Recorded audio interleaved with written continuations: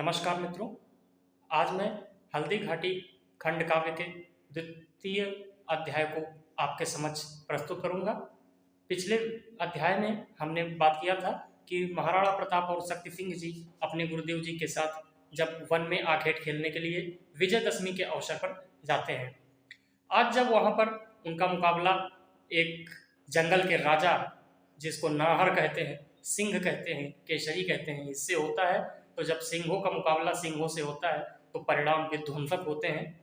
उसी की पटकथा बाबा श्याम नारायण पांडे जी के शब्दों में रेखांकित हुई है और मैं उसको आपके समक्ष अपने मुखार बिंदु से प्रस्तुत करता हूं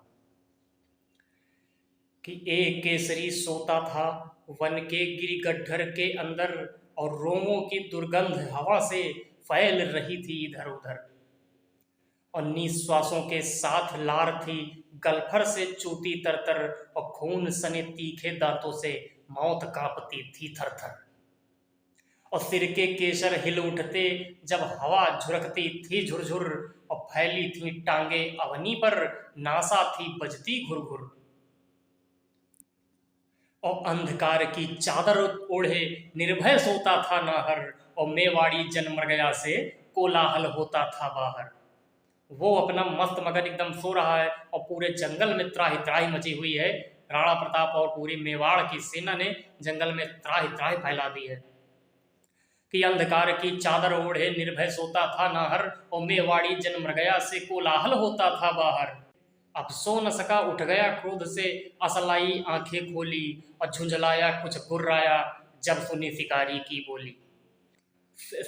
बोली। पर कोलाहल किलकारों पर किलकारें, उसके कानों में पड़ती थी ललकारों पर ललकारें। अब बार बार जब ललकारें किलकारें उनके कानों पर पड़ रही हैं तो सिंह महाराज ने कहा, आप हटाओ, अब देख लिया जाए कौन क्या है, क्या बात है भाई, इतना शोर क्यों हो रहा है। तब सो न सका, उठ गया क्रोध से, अंगड़ा कर तन झाड़ दिया, और हिलस उठा गिरगड्ढर जब मुख नीचे कर चिघाड़ दिया। अब दहाड़ मार दी तो पूरे जंगल में धड़धड़ाहट एकदम फैल गई कि हिलस उठा गिरगड्ढर जब मुख नीचे कर चिघाड़ दिया, और सिला सिला फट उठी हिले तरु, टूटे व्योम बितान गिरे, और सिंहनाद सुनकर भय से जन चित्तपट उत्तान गिरे। अब धीरे धीरे चला केसरी आंखों में अंगार लिए, और लगे घेरने राजपूत भाला बरछी तलवार लिए। तो धीरे धीरे चला केसरी आंखों में अंगार लिए, और लगे घेरने राजपूत भाला बरछी तलवार लिए, और वीर केसरी रुका नहीं उन क्षत्रिय राजकुमारों से। समझ लीजिए भाई साहब कि वीर केसरी रुका नहीं उन क्षत्रिय राजकुमारों से, और डरा न उनकी बिजली सी गिरने वाली तलवारों से, और छका दिया कितने जन को, कितनों को लड़ना सिखा दिया, हमने भी अपनी माता का दूध पिया है दिखा दिया। सिंह महाराज से टक्कर लेने गए थे तो उनका नज़ारा तो कुछ ऐसा ही होगा। फिर अब आगे देखिए कि छका दिया कितने जन को, कितनों को लड़ना सिखा दिया, और हमने भी अपनी माता का दूध पिया है दिखा दिया। और चेत करो तुम राजपूत हो। और अब महाराणा प्रताप और शक्ति सिंह जी की सेना को खुलेआम चैलेंज देते हैं। क्या देते हैं कि चेत करो तुम राजपूत हो, राजपूत अब ठीक बनो, और मौन मौन कह दिया सभी से, हमसा तुम निर्भीक बनो।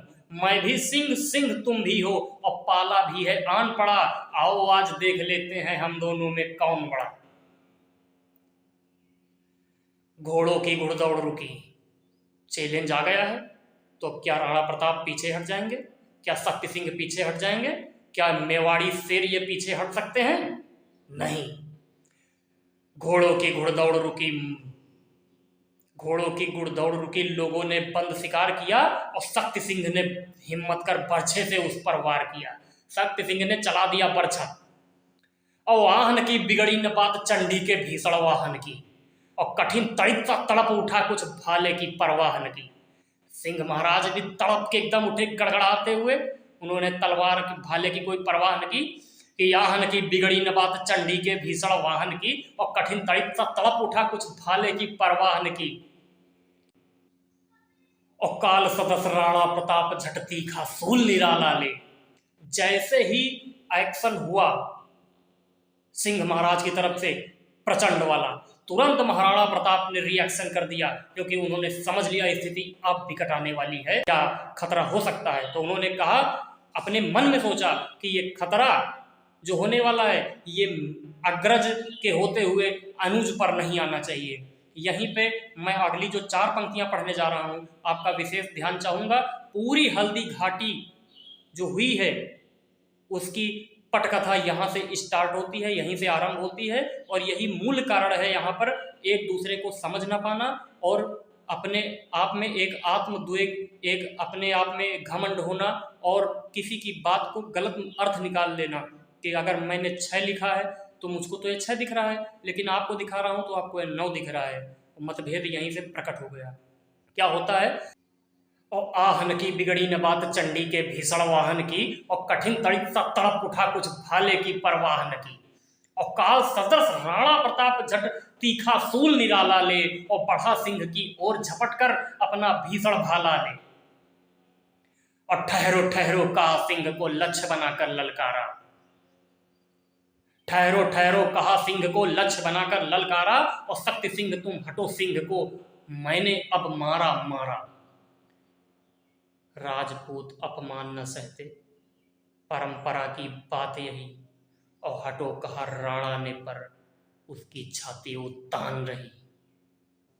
अगले अध्याय में अब इसके बाद हम आपसे चर्चा करेंगे राणा प्रताप और शक्ति सिंह जी के बीच जो मतभेद बढ़ेगा, उसके बाद युद्ध होगा, और युद्ध की समाप्ति आचार्य श्री राजपुरोहित जी जो हैं मेवाड़ के, उनके प्राणदान के बाद होगा, जिन्होंने राजपूत कुल के लिए अपने प्राण न्यौछावर कर दिए। धन्यवाद।